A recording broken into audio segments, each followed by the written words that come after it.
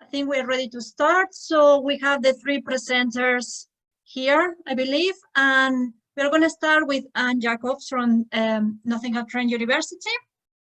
And she's going to discuss the EU and US approaches to police reform in Ukraine, complementary local ownership. I believe you have PowerPoint. No, you don't have PowerPoint. Sorry, my apologies. Sorry. That's okay. I've got no PowerPoint. I thought, why break the habit of a lifetime? No worries. Whenever you are ready. Okay, thank you. So yeah, as you said, my name is Anne Jacobs, and in the next 12 minutes or so, hopefully, I will be discussing my research on police reform in Ukraine, and I will specifically be looking at the role of the EU and the US in this reform process, and so their approach to local ownership specifically. The research focuses predominantly on the 2 years following the Euromaidan revolution, and the findings are based on several field trips that I did to Kiev in 2015 and 2016, as well as, of course, some additional material. Now, in terms of the conceptual framework to look at this, the starting point of this research is the recent debate in security sector reform literature, which makes the case for the need of a second generation security sector reform approach. So Timothy Donaghy, Paul Jackson, Mark Sedra, they're all like key names that have very much influenced this debate. And in a nutshell, it basically suggests the need for security sector reform to move from a state-centric focus or approach based on the model of the Western liberal state towards a more hybrid approach, also from short-term engagement towards long-term engagement, and from technocratic programs, so like the train and equip approaches, towards programs that are not so much isolated from the political reality, so much more politically embedded approach. Now, within this debate, what I am specifically interested in is what it says about local ownership. So Donaghy in 2018 made the case for a new way of understanding local ownership. And in this new way, he emphasized the need for vertical integration. So basically reflecting security sector reform that strengthens state-society relations. So from the political to the local and societal level and everything in between. Now, while this of course sounds great in principle, transferring this principle or this understanding from principle to practice is of course always less straightforward. So how can we operationalize this? How can we measure it? And how do we recognize it in existing programs? And it's something that's not really been done a lot of work on. So that's the question that interests me. And so what I will do is I will look at Ukraine and I will try to test this idea of vertical integration, vertical ownership in the EU and US approaches to Ukraine. I'm very much aware that it actually needs a lot more long-term and in-depth research than what I have done for this one paper. But what I'm hoping to do is actually just provide a small empirical contribution to get us talking about this practical understanding of this new way of thinking of local ownership. So why Ukraine? Why is it an interesting case? Very briefly, first of all, Ukrainian policing had been facing an enduring need for change, which had long actually been neglected. So the post-Soviet Ukrainian police hardly underwent any changes since the Soviet period. So between 1991 and 2015, police reform processes in Ukraine had been largely absent. And that meant a continuity of a police service that had at its primary objective protecting the state. So community policing was virtually non-existent, corruption thrived, and the public trust in the police service was extremely low. A second reason why it's an interesting case is because of the fact that the endemic police corruption in the criminal justice system and also the distrust of the police from the public sector, the civil society, was actually generally seen as one of the key reasons why the protests erupted in the first place. So in short, there was an acknowledgement that substantial needed were changes to enhance this, substantial changes were needed to enhance this public trust in the police force, and that local ownership therefore needed to be much more than just a top-down approach in order to actually ensure this positive collaboration between the state and the society. So very quickly, let's have a look at what the EU involvement in police reform in Ukraine looked like. So within the EU presence in Ukraine, the most visible involvement of the EU in SSR has taken place under the framework of the EU's Common Security and Defence Policy. So in December 2014, the EUAM, the EU Advisory Mission in Ukraine, was formally launched, and its primary objective, formal objective, was to create a civilian security, or help create a civilian security sector that is efficient, accountable, and also that enjoys, very importantly, the trust of the public. So amongst its priorities were community policing, of course, public order, criminal investigation, human resource management, and so on. And it also dealt with a range of cross-cutting issues such as anti-corruption, human rights, and gender issues. And I think this reflects the acknowledgement of the need to shift from a police service that protects the state from the people to a service that actually protects civilians. So in order to do this, EUAM worked with international advisors based in Kiev, who were there to provide strategic advice on the political level, the ministerial level, as well as the level of strategic police commanders, so quite senior level in the police. So it worked with a range of institutions, such as the Ministry of Internal Affairs, but also with agencies such as the National Anti-Corruption Bureau, the Border Guard Service, the police, and so on. So that was the kind of the plan.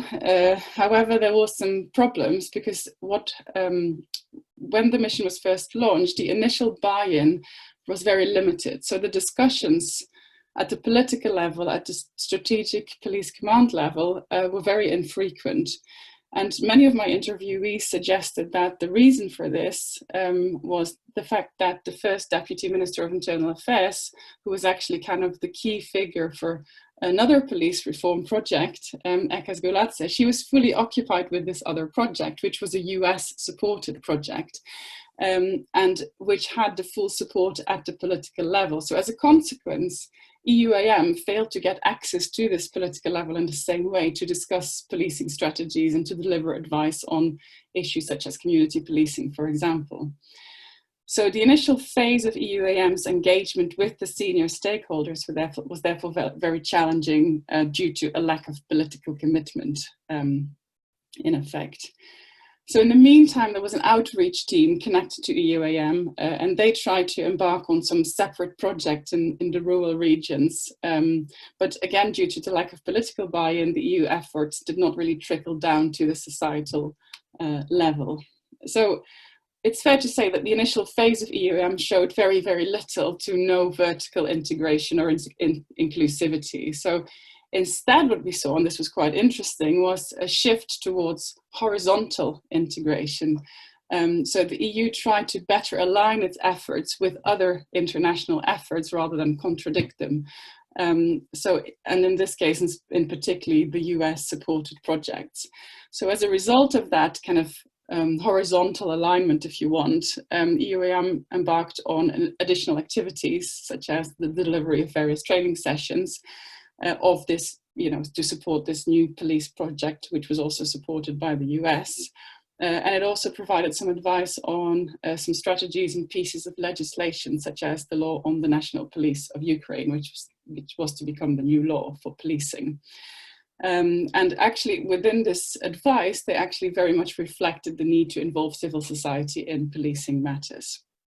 So in a nutshell, what we can say about the EU is that it started very much at a kind of political level and a strategic police command level. It had very little traction on that level, and then there was a shift, a horizontal shift to coordinate more with the US project, and so there was very limited vertical integration apart from some minor influence on the law and some engagement from the outreach team. So the efforts that the EUAM in those first kind of 2 years, let's say, conducted was still very much done through state institutions with limited involvement of civil society. Now, if we look at what the US has done in the same kind of time frame, so after Euromaidan, the US, especially through EasyTap, soon provided support for the creation of what later then became the new police, the new national Ukrainian police.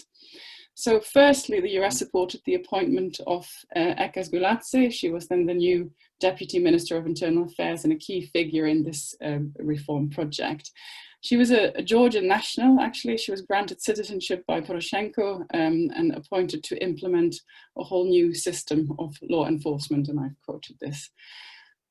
Actually, this approach was labeled a shock therapy. It had also been used in Georgia, and it was basically meant to fully replace the existing policing structures with new policing and new people to a large extent. So it started in July 2015 with 2,000 new police patrol officers to fully replace Kiev's old traffic police. So this project was delivered, newly appointed and newly trained young officers to the streets of Kiev, and then was later rolled out, like not just in Kiev, but also in other cities and also in other units. Now, what's interesting about this is because the US supported the appointment of the Deputy Minister of Internal Affairs, the highest political actor in charge of the project was appointed with US support and therefore had political buy-in that was going to be guaranteed. So in addition, the US budget was also much larger than the EU budget and provided much of the training and equipment of the new police force, also with the support of Canada and Japan.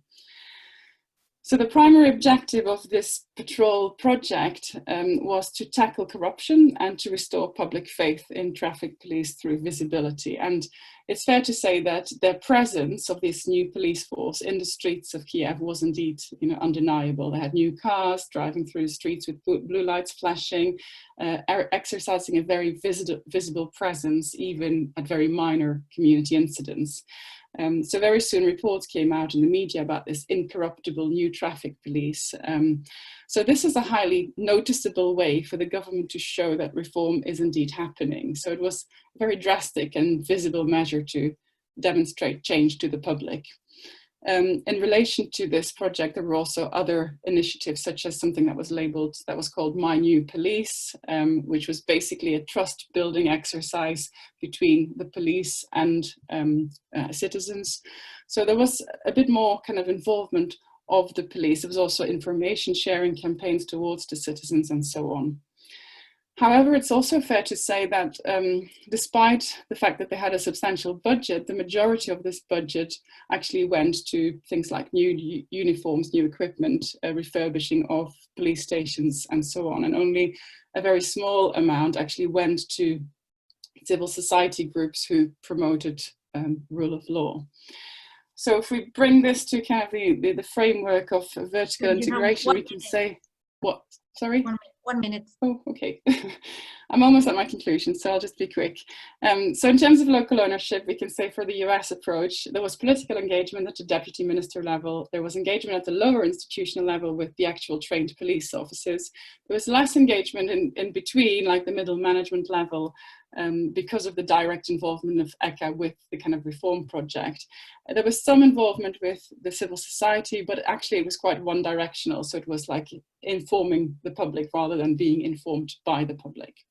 So to sum up and to maybe draw some very preliminary conclusions on this project, I think it's fair to say there is an awareness in both of these projects that there is a need to send a message to the public, at least, that the police service is changing. And this message was especially clearly incorporated in the US approach. The EU approach also attempted to engage with the public through outreach activities and legislative advice, but much less visible. So horizontal coordination from the EU side wasn't very much improved, but vertical integration in general actually remained quite limited. So limited promotion of that collaboration between state and society when it comes to police reform that I mentioned at the very beginning. Sorry if I went over the time. No, thank you very much. Literally 30 seconds over the limit, so absolutely fine. Thank you so much. Okay, so now we're gonna give the floor to the next presenters. We have Alister Miskimmon from Queen's University Belfast and Ben O'Loughlin from Royal Holloway. They are going to present a paper with the title of Diverging Horizons, How Citizens Tell Stories About Foreign Policy Differently in Ukraine to the Baltic States. I do believe that they are going to use PowerPoint. So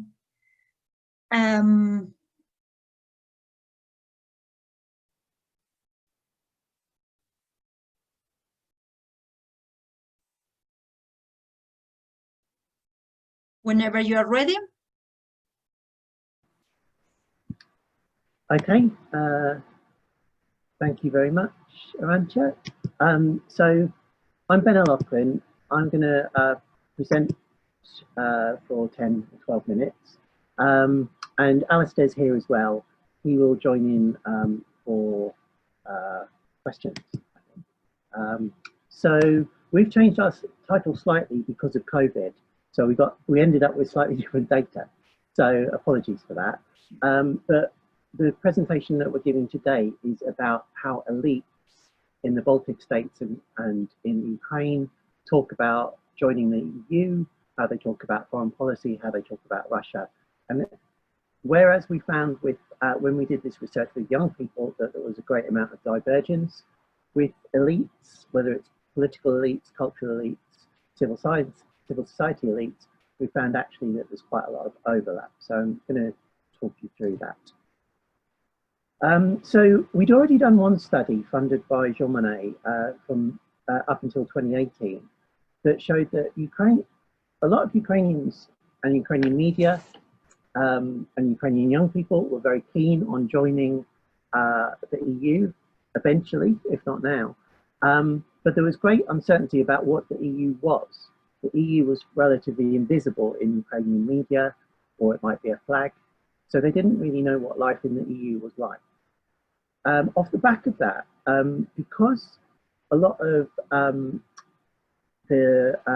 within the European community, when we presented that, a lot of Baltic state academics seemed to think that they might be in a position to bridge that uncertainty.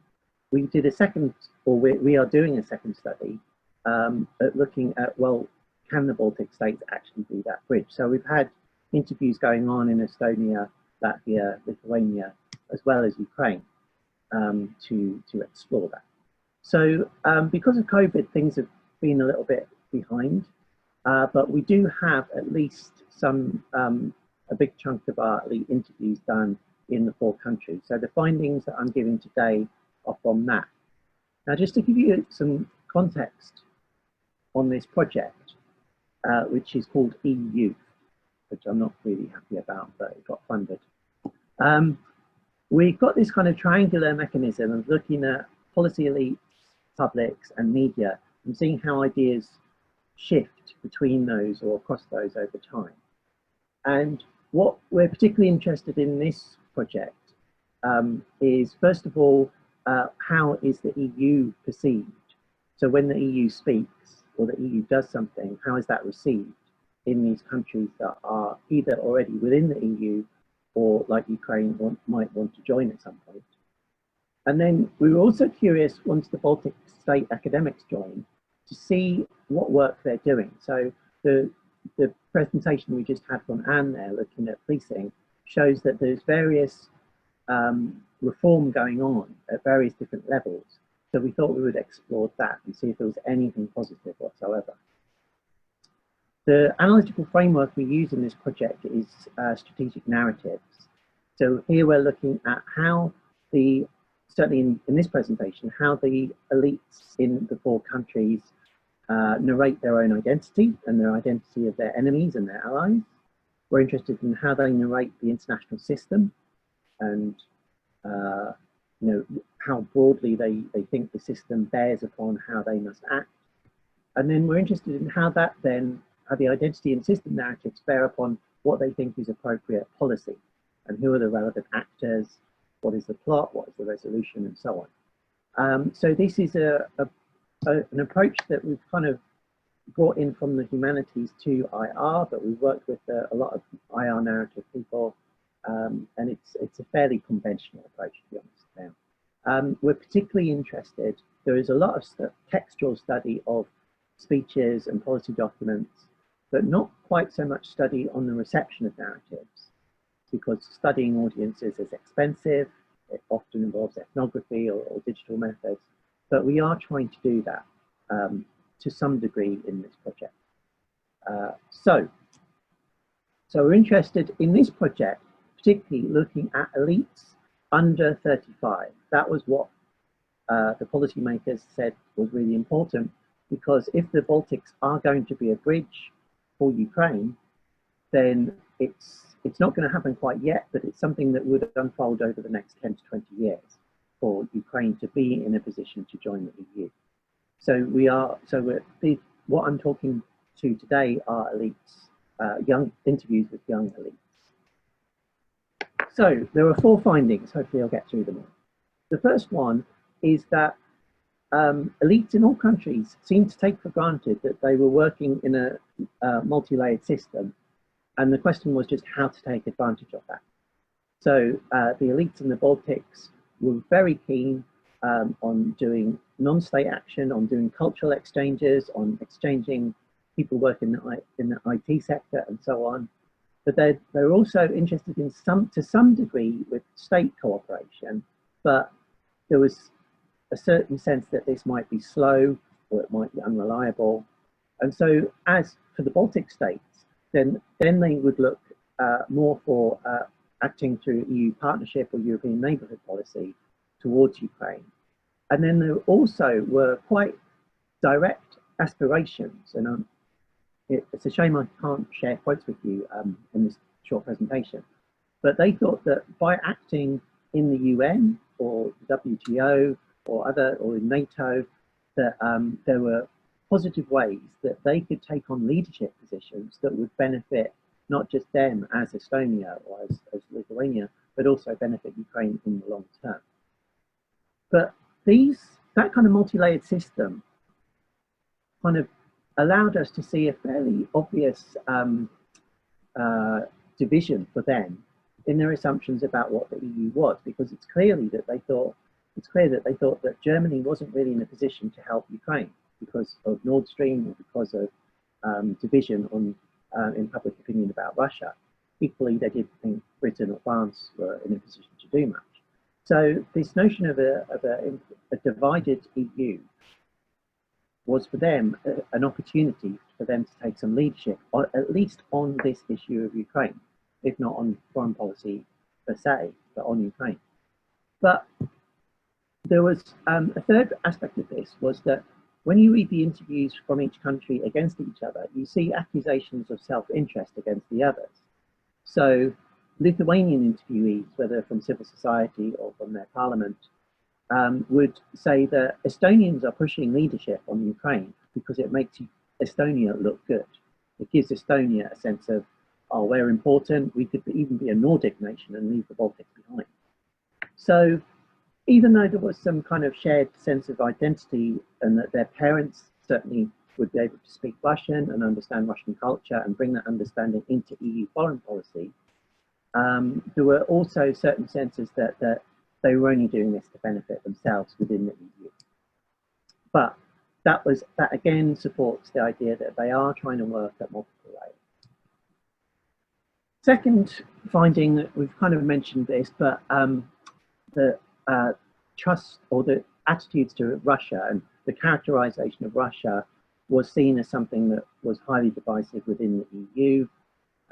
And the sense of palpable insecurity among the interviewees in the Baltic states towards Russia was continuous. So the sense that after Georgia, after Ukraine, where's going to be next? And therefore that Russia must be contained. So there was a sense that this was in their interest to do. But again, there was this sense that if we're going to bridge with Ukraine and ultimately have a diplomatic relationship with Russia, then the Baltic states would be in the best position to advance that, because they know about Russia and French and British and German people don't. Third finding was that the EU was characterized in very dichotomous ways, even by the same interviewees.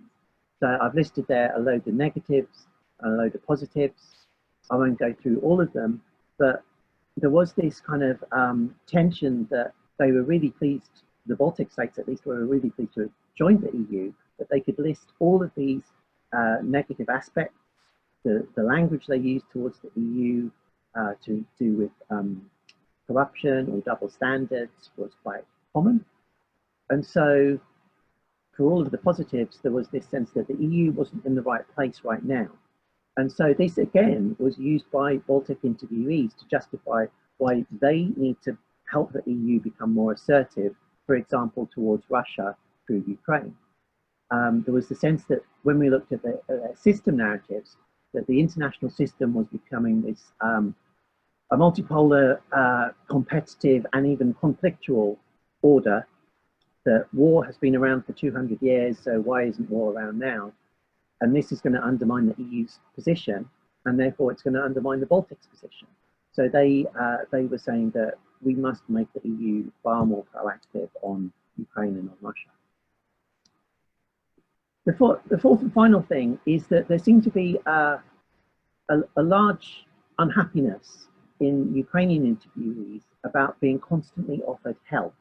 They didn't want to be offered help, and they were a bit skeptical about assistance, because often assistance wasn't unconditional. It was, we'll give you some money if you pay us back, from the EU anyway. So so there seemed to be a way of, or a kind of linguistic gap about how to describe that relationship. And this is something that we haven't really explored yet, and would be really curious when thinking about the last presentation about policing, about, you know, in what terms was that guidance or that funding deemed to be not humiliating for Ukraine, or not telling Ukraine what to do, because this was a constant finding that we were getting thrown up. So to wrap up, where we started a project here looking at how Baltic states can aid or help Ukraine in its move towards the EU, ultimately it boils down to how the EU deals with Russia. That, you know, that larger international relations problem is the shadow hanging over any of the multi-layered, you know, cultural exchanges, economic exchanges.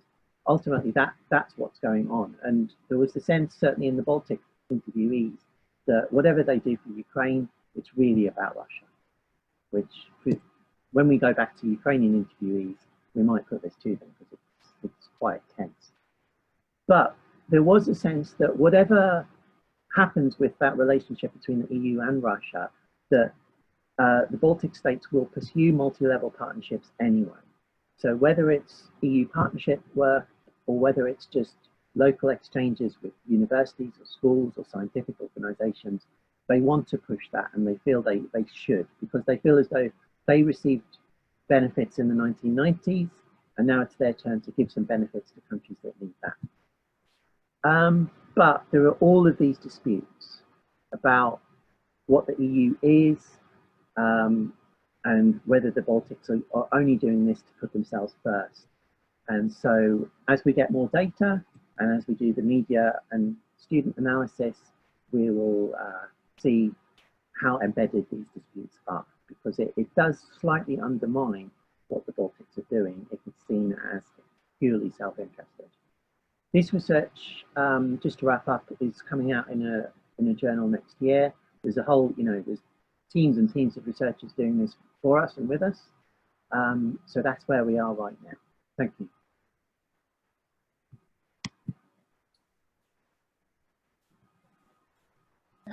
Thank you very much for this paper and this presentation. And it was literally just on time. It was perfect.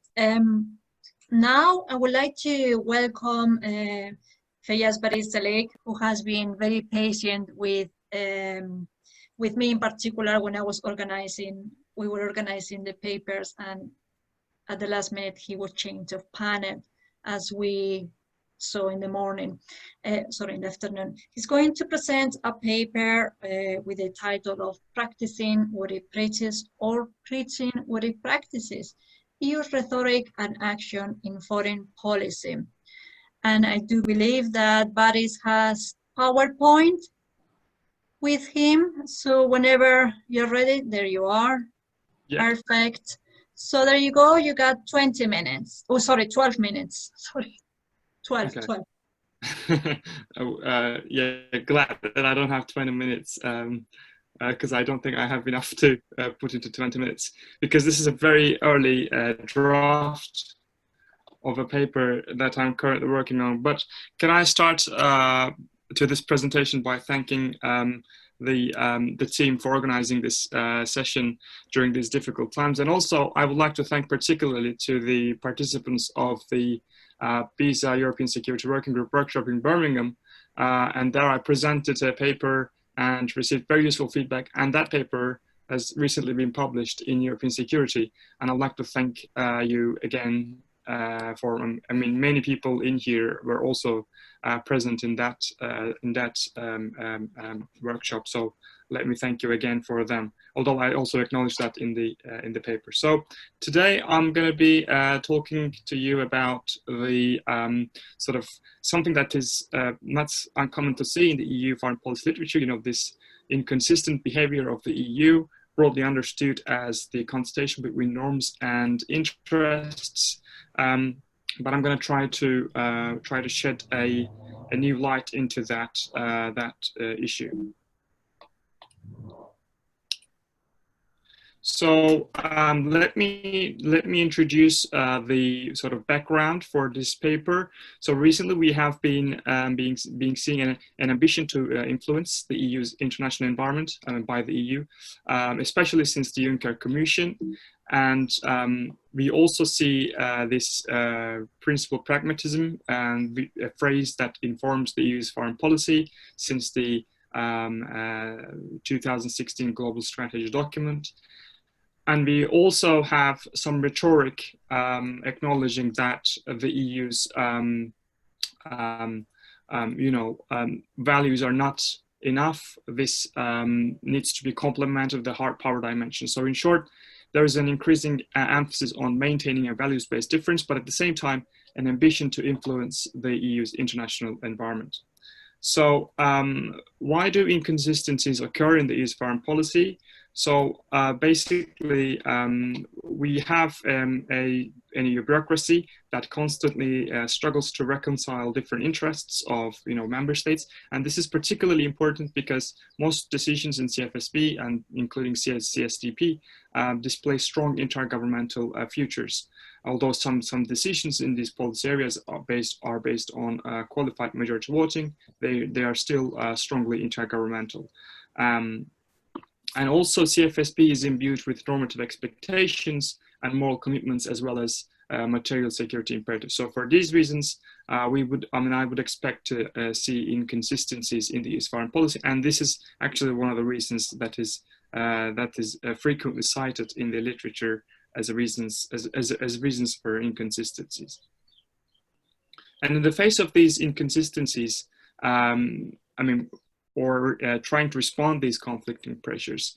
An underlying assumption of this paper is that the EU has two options when responding to these pressures. It can either change its espoused policies and agendas to fit with action, or it can change its action to be more consistent with the espoused values, policies, and agendas. So my research questions are, first of all, under what circumstances do conflicting pressures lead the EU to engage with what specific type of inconsistency? And then why does the EU pursue goals that may ultimately be counterproductive for the credibility of its foreign policy?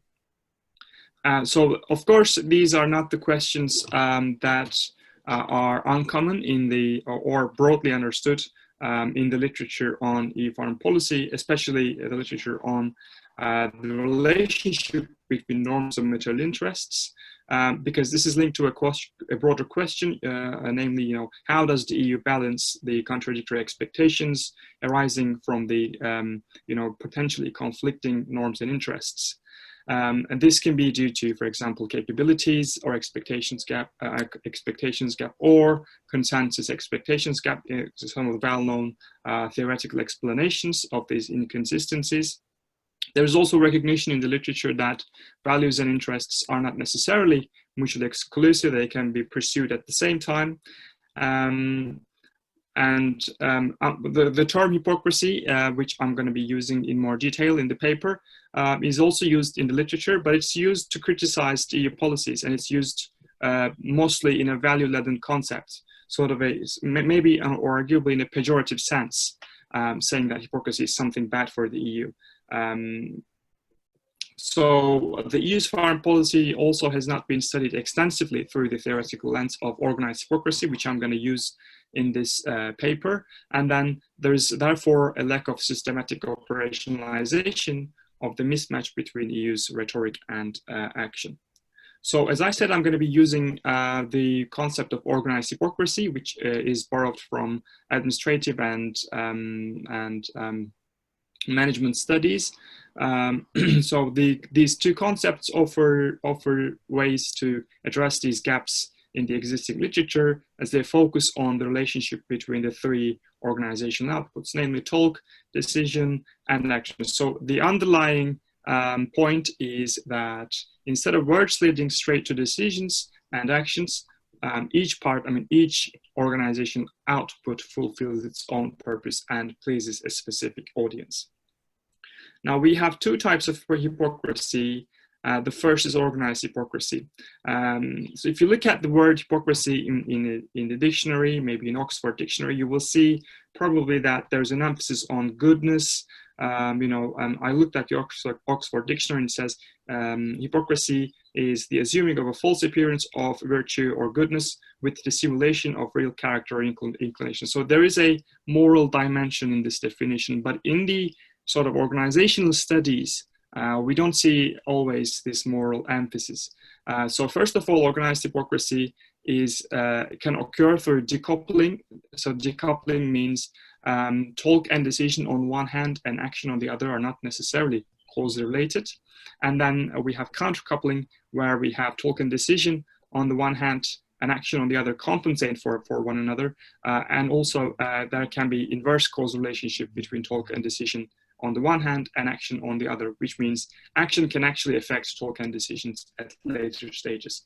So these are related to external sort of outputs or of the organizations, but we also have a incorporation of these inconsistencies into the organization's own internal structures. And this leads me to the organization of hypocrisy.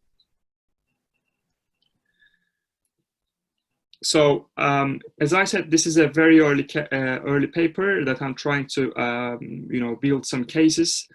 So I will present today some of the cases that can be categorized within each of these types of hypocrisies.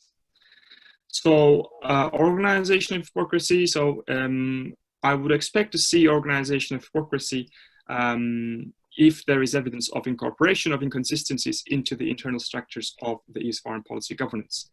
And I focus on two examples here: the EU's relations with the developing world, more particularly the African Peace Facility, and the second example is from the EU's climate diplomacy, the COP negotiations. So in the first example, we see that there is a talk and decision. By the way, my apologies for the very short cases now that can fit into these examples. In the first case, we have this talk and decision that supports the Africa-led peace processes, emphasis on ownership and solidarity. But then if you look at the way APF is developed, it also responds to the African Union's pressures on the EU to use existing but unspent or unused EU funds.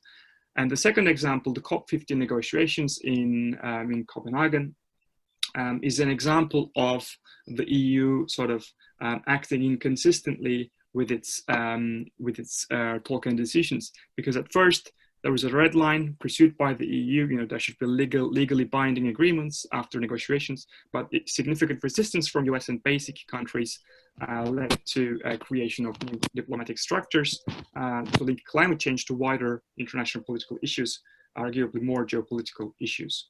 So we see examples of decoupling in both cases.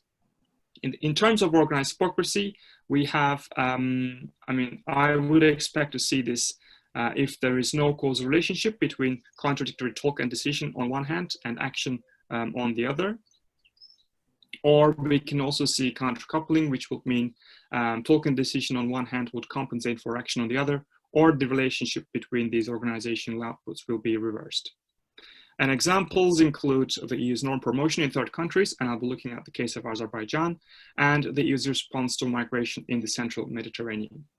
So in the first case, we have norm promotion in Azerbaijan, where there was an emphasis on promotion of democracy and human rights. But as a result of resistance from Baku, there was limited engagement from the EU to work with non-governmental actors, for example, in the funding of these organizations. And in the second case, which is the response to migration in central Mediterranean, the 2015 shipwreck, which was for some people was a critical juncture for the Operation Sophia, which was really nicely described by Simon, was described by the EU as a tragedy or a human emergency, and there were an emphasis on humanitarian concerns in the initial mandate of Sophia, etc.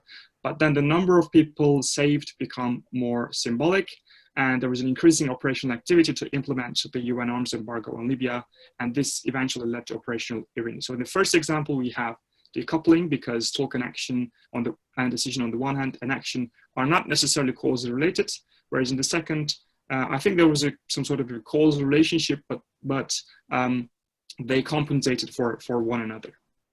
And I know I have 4 to 5 seconds left.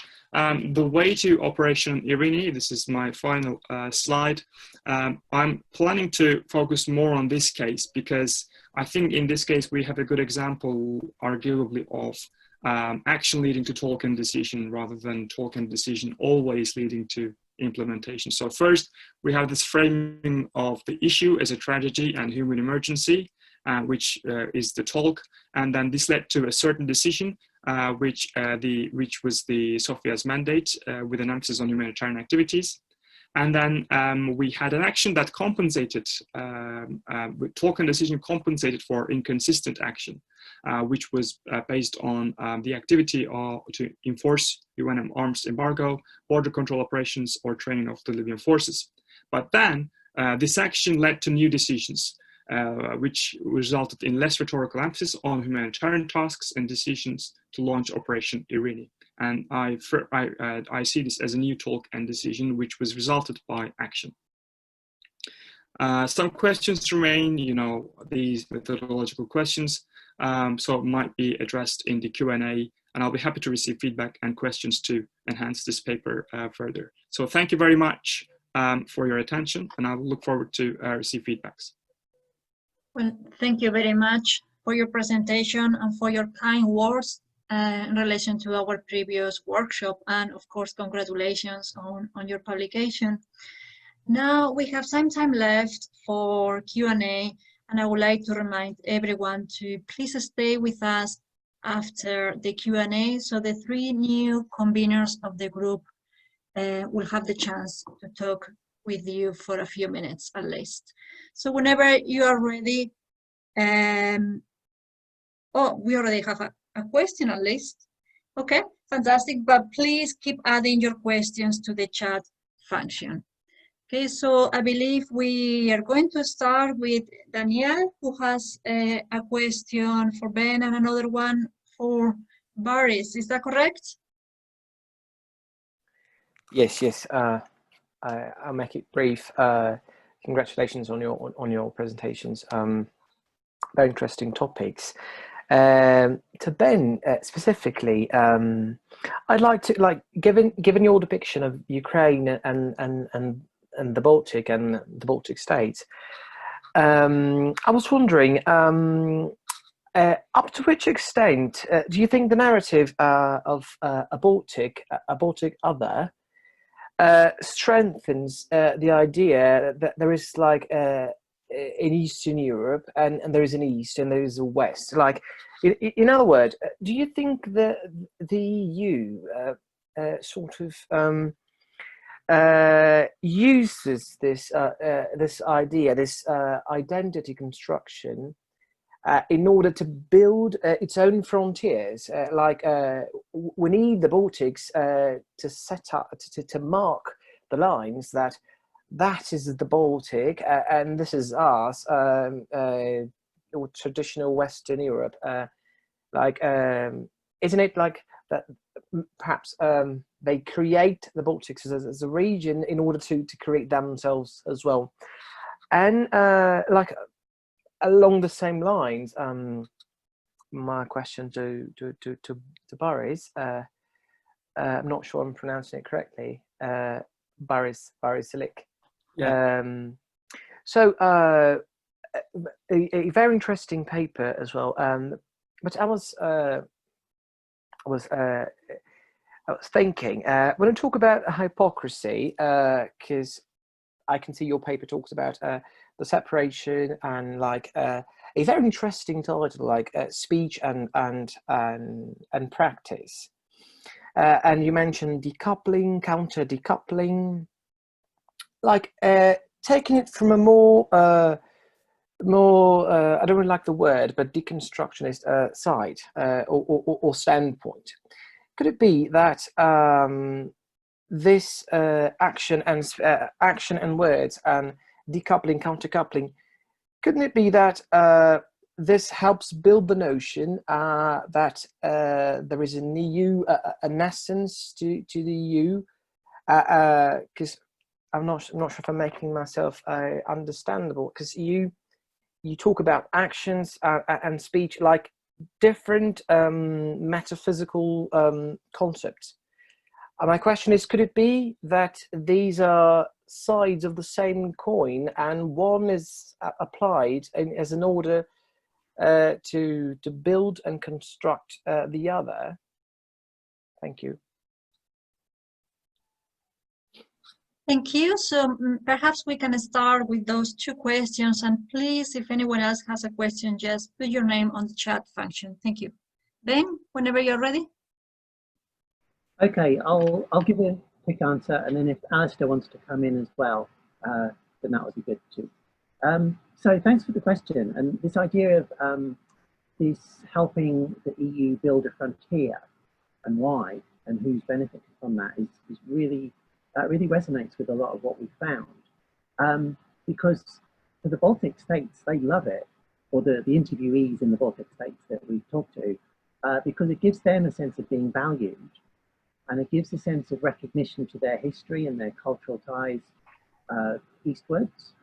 And so the EU is therefore doing a good thing and being inclusive. But at the same time, from a Ukrainian point of view, if all the EU is going to do is give a certain form of leadership to the Baltic states, then that isn't really going to threaten Russia, because the Baltic states are not going to be in any position to intervene decisively in the conflict.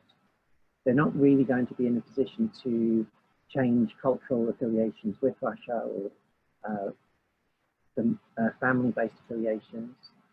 And so there are downsides to it. It also helps the EU, if they can say, well, we'll leave it to the partnership and we'll leave it to the Baltic states, then really that means financially, if we're looking at material interests as well, then the fortunes of Ukraine lie with the US and NATO, because they're going to have to invest. And the EU can say it's doing its soft power thing and it's doing its cultural relations thing, but it's not really going to change the situation for Ukraine. So I can see that that idea of a frontier would really be meaningful in Brussels. And it looks like it's action, but it has so many downsides in terms of not really changing the situation and not being an intervention in the international system. That, so, you know, I can see problems with it if that's really what the logic of this policy is. Alister, do you want to come in on this? Yeah, thanks. Hello, everyone. Maybe, yeah, I totally agree with what Ben's saying there. Maybe two small additions to that. One was that we found, I think, less of an understanding in Ukraine of the concept of the Baltic states. I think maybe this has emerged through obviously NATO and EU enlargement, and it's become a catch-all phrase for these three countries. So that was interesting. When we talked to our research teams there, and it comes through in some of the interview data that we found, that collective sense was not always as clear, and they preferred to talk much more about individual member states, in line with what Ben's saying there about what's going to be most influential and most useful for us to advance our objectives as Ukraine. The second thing is that in this latest tranche of interviews, I think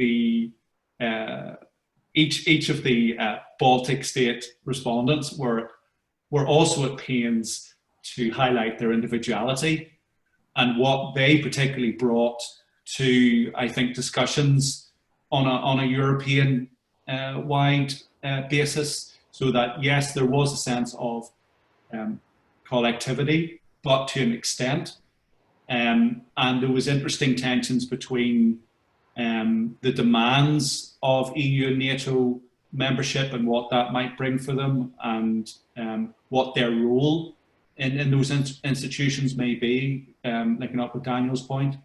But they also wanted to assert their national preferences vis-a-vis not only Ukraine and that relationship, but also the wider objectives geopolitically of that multi-layered aspect that Ben points to in the presentation. So those are two short additions to what Ben added there. Thank you. Thank you. And Baris, yeah? Yes. Thank you, Danielle, for the question. I think it's a fair point to make that the talk, decision, and action can be the sides of the same coin. And I think it's important to notice that they're actually they can be sort of resulted from the same actor. Although the question of actors is something that I'm currently trying to resolve. Who does the talk, who does the decision, and who acts in the EU's foreign policy, which I think is quite important for a paper like this. But if you say that the talk, decision, and action are the sides of the one coin, I think it's a useful point to start to think about how the sort of the inconsistencies between talk, decision, and action can enable an organization like the EU to actually carry on doing things that it wants to do. Because there is a useful side of hypocrisy, which I think is the dimension that separates the concept from its usage in daily language. Hypocrisy can be beneficial for organizations to respond to potentially conflicting and contesting demands. And an organization like the EU, which has to respond to its constituents, but also has to respond to the external geopolitical international environment, I believe sort of decoupling or separating talk and decision on one hand and action on the other can serve for the EU to survive. But of course, the moral dimension is less important, I would say, in organized hypocrisy or organizational hypocrisy, in the sense that is used in the organizational studies literature. There are a few studies that applies this concept to the EU foreign policy. I remember there is one paper that implements organized hypocrisy to the member states' arms trade with Libya. And then there is another paper that looks at the migration crisis that argues that there is an inconsistency between the emphasis on saving lives and the actual operational behavior of enforcing arms embargo and border control operations. So, but I think there is still room to use this concept to see actually how the EU responds to conflicting demands, because I think it's in these days it's becoming more important. This, I don't know, geopolitical commission, principal pragmatism. There is an increasing emphasis on being sort of quote unquote more realistic, but at the same time we still have those values famous article, I don't know, 42, I think, that informs the EU's foreign policy, that needs to be supported for the EU policymakers. So yeah, to wrap up, I think they are the same, they can be seen as the same sides of the coin, but separating them can be useful for organizations to survive. Thank you. Thank you very much to all of you. I think I'm going to give a very quick question to Anne. I know as a chair, shouldn't take over too much time, but just a very quick question, Anne. This is certainly not my area, so I'm sorry if I'm going slightly off topic here with my question. But you were mentioning shock therapies, right? And if I understood it correctly, it was about replacing completely the police. And it made me think a lot about Mediterranean countries and Latin American countries where they became democracies. That my understanding is that that didn't happen. At least I'm thinking about a couple of Mediterranean countries. It's something that by not replacing them is something that has had an impact on the democratization process to some extent in terms of building trust with the society. But at the same time, I do wonder how society reacts when they fully replace the entire force and those people first become unemployed. And secondly, the ones who replace them, are they actually trustworthy? Are they that different from the previous ones? Because they are part of the same society, they are part of the same country. Why would they be so different? It's just a thought / question, perhaps. Okay, thank you all. That's all very interesting. Is my microphone on? Yes, it is. Yeah, so I followed the project a little bit because obviously my research is looking at that time frame of the initial 2 years and the initial kind of approach, just to get a feel for the default setting of these organizations and how they approach these issues.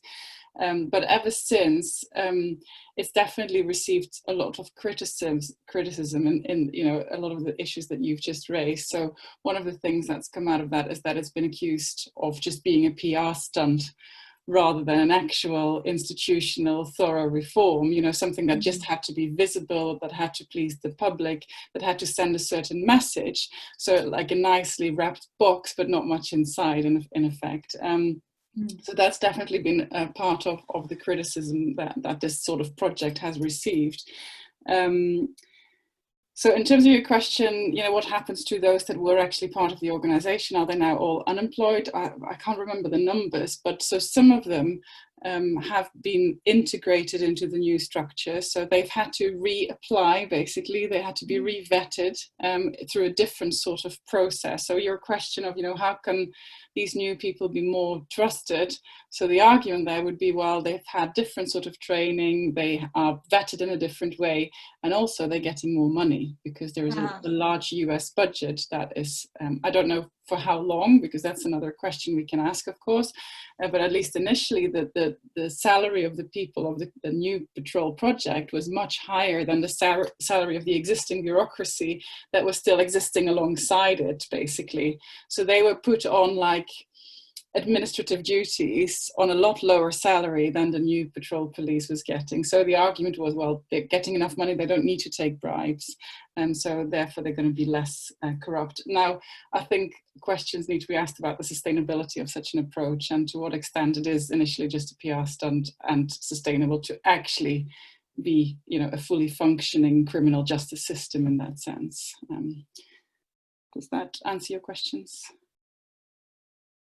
Yes, certainly. Thank you very much. So this is the last chance for anyone to ask any questions to anyone else or comments, suggestions. No? 1, 2, 3. Okay, then, so this is the end of the Q&A.